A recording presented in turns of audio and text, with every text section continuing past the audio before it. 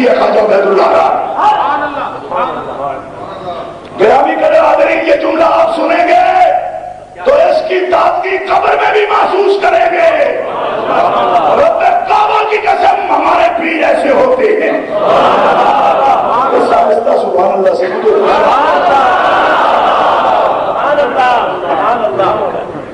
گرامی قدر حاضرین، اب خواجہ عبید اللہ آرا کا قول سن لیجئے تاکہ آپ کے لیے مستقل آپ کو دستور العمل مل جائے. چاہے آپ نقشبندی ہوں، چاہے چشتی ہوں، چاہے سوربندی ہوں.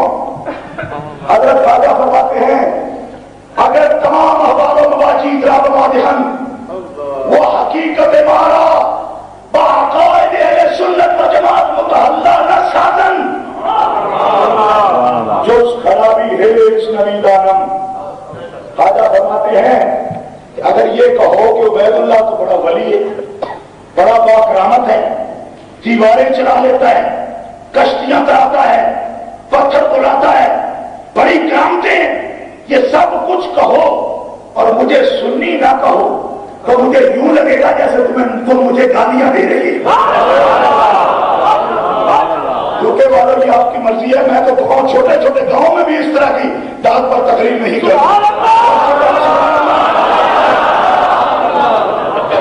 آپ کو پتہ نہیں مسئلہ عرش میں جا رہا ہے اور آپ کی آواز منہ میں داخل ہو رہی ہے.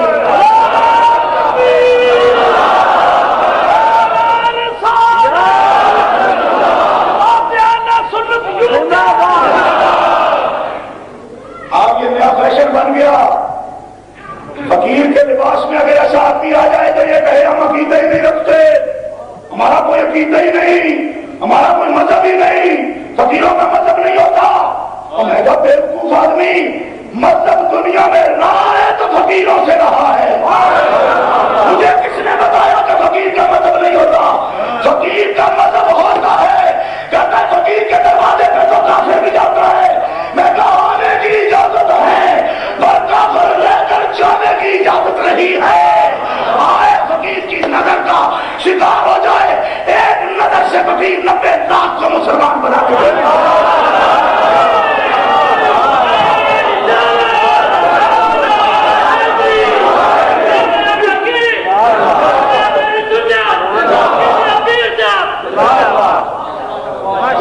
فقیر کا مذہب نہیں ہوتا، میں کہ کلگیر کا مذہب نہیں ہوتا.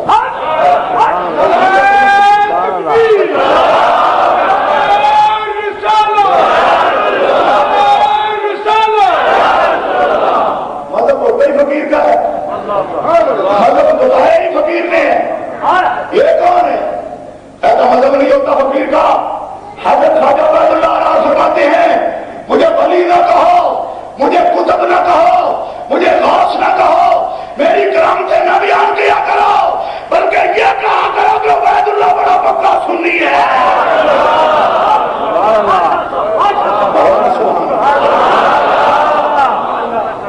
اگر تمام خرابی ہاتھ جمع کر مجھے بدماش کہو، مجھے برا کہو، مجھے لچا کہو، مجھے لفنگا کہو، حقیقت مارا باقاعد اہل سنت و جماعت متحلہ سازم ہے اس بات کے نتائج.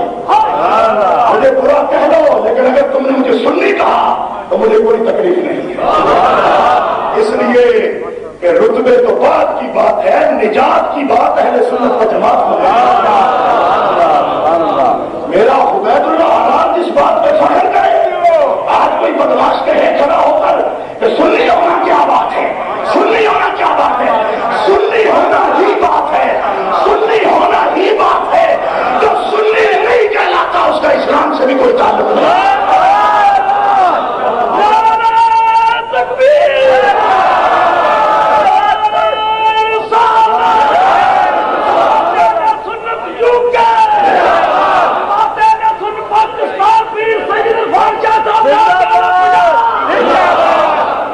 سنیو سن لو، کہتے ہیں جی اس سے کیا فرق پڑتا ہے؟ میں کیا فرق یہ پڑتا ہے کہ تم مسلم کہتے ہو، تم اگر مسلم کہتے ہو اپنے آپ کو تو مابہل اشتراک، اگر تم مسلم ہونا رکھتے ہو تو اگر قادیانی بھی مسلم اپنے آپ کو کہہ رہتا ہے، قادیانی بھی مسلم کہہ رہا تھا تمہاری پہچان کیا ہوگی؟ قادیانی بھی لوگ کہتے نہیں یہ ہماری پہچان ہے. میں کہا تمہاری پہچان جبریہ بھی اپنے آپ کو مسلم کہلاتا ہے. اٹھاؤ شراط آیت. جبریہ بھی مسلم کہلاتا ہے, قدریہ بھی مسلم کہلاتا ہے, تشبیہیہ بھی مسلم کہلاتا ہے, تعطیلیہ بھی مسلم کہلاتا ہے, معتزلہ بھی مسلم کہلاتا ہے, قادیانی بھی مسلم کہلاتا ہے. ارے یہ سب مسلم کہلاتے ہیں. اگر مسلم تیرا مابین اشتراک ہے تو مابین امتیاز بتا کیا ہے. مابین امتیاز شیعہ بھی مسلم کہہ رہا ہے, وہابی بھی مسلم کہہ رہا ہے, تبلیغی بھی مسلم کہہ رہا ہے, چکرالوی بھی مسلم کہہ رہا ہے, اہل قرآن بھی مسلم کہہ رہا ہے, قادیانی بھی مسلم کہہ رہا ہے.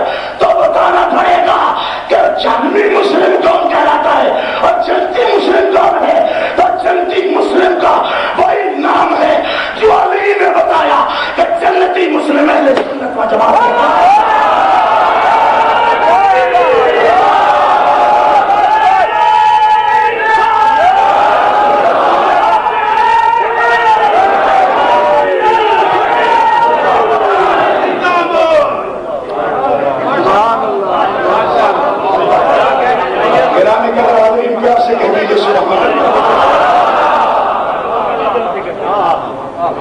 اب ایک بات رہتی ہے اور وہ یہ ہے کہ صاحب یہ تو مسئلہ واضح ہوا کہ ہمارا عنوان ہے اہل سنت و جماعت. اسی لیے ہماری جماعت نے بڑے فخر سے سنی کانفرنس نام رکھا. کہو نا سبحان اللہ.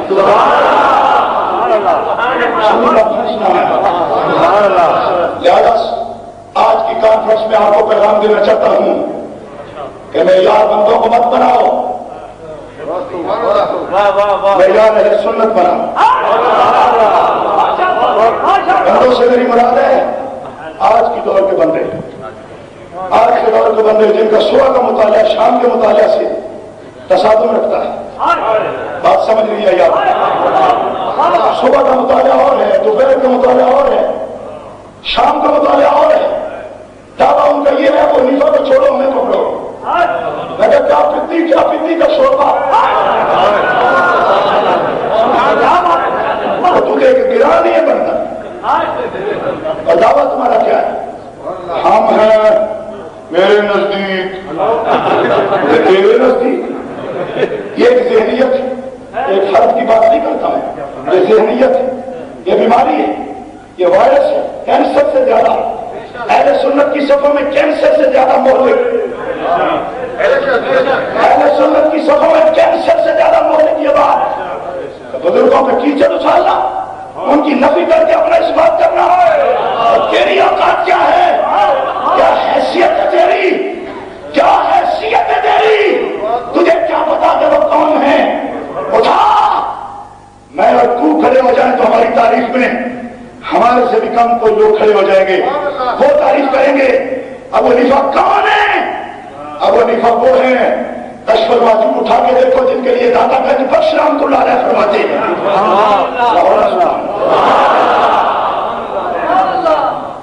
آپ نے شاید کبھی تقریر اس طرح سنی نہیں.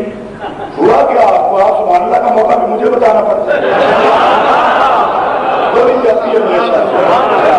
بھی بیان کروں, یہ بھی نشاندہی کروں کہ آپ سبحان اللہ کا موقع ہے. سنیوں کا میں نوکر ہوں, لیکن یہ دوہری خدمت ابھی نہ ہے, دکھا لیجیے. سبحان اللہ کا موقع تو آپ ہی پہچانے نا. گرامی قدر حاضرین ذرا سے توجہ کا طالب ہوں. حضرت داتا صاحب رحمۃ اللہ علیہ فرماتے ہیں کشف المحجوب شریف میں کہ میں باب الصغیر قبرستان دمشق میں حضرت بلال رضی اللہ تعالیٰ عنہ کی قبر کی مراقبہ کر رہا تھا. میں نے دیکھا کہ حضور اقدس اکبر علیہ السلام باب بنی شیبہ سے حرم میں تشریف لا رہے ہیں, اور آپ کے ساتھ ایک بندہ ہے بڑی عمر کا, مگر حضور اس طرح پیار کرتے ہیں جیسے بچوں سے پیار کیا جاتا ہے. میں نے عرض کیا یا رسول اللہ یہ کون خوش بخت ہے جس سے آپ اتنی محبت کرتے ہیں. میں علی حجویری تو نے ابھی تک نہیں پہچانا, اس جملے پہ غور کرنا, تو نے اسے ابھی تک نہیں پہچانا. علی حجویری ابھی تک تو نے نہیں پہچانا. علی حجویری یہ میری امت کا امام ابو حنیفہ ہے.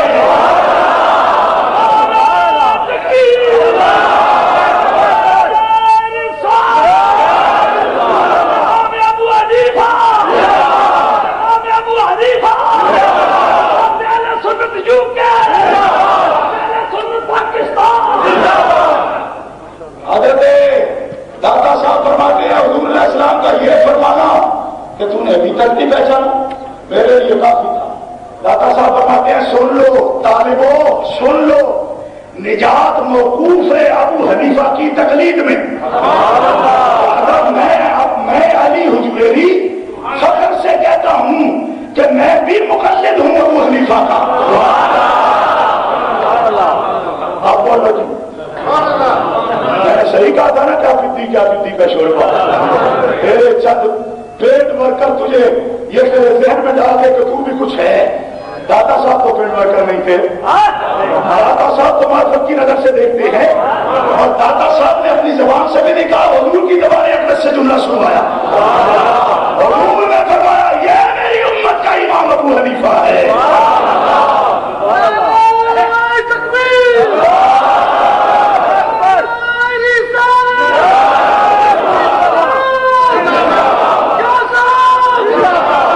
اور سنیو، تقریر کے درمیان ربط پیدا کرنا یہ آپ کا کام ہے۔ ہمارے تو اصول رہ گئے، ہمارے تو فروع بھی طے شدہ ہے۔ نہیں صحیح ہے، تیری یہاں بھی کوئی گنجائش نہیں، کیونکہ تو اصحاب تقریر سے ہے، تو مجتہدین سے ہے، تو مستنبطین سے ہے، تو اصحاب ترجیح سے ہے۔ کیا مقام ہے تیرا؟ نہیں سمجھ آئی؟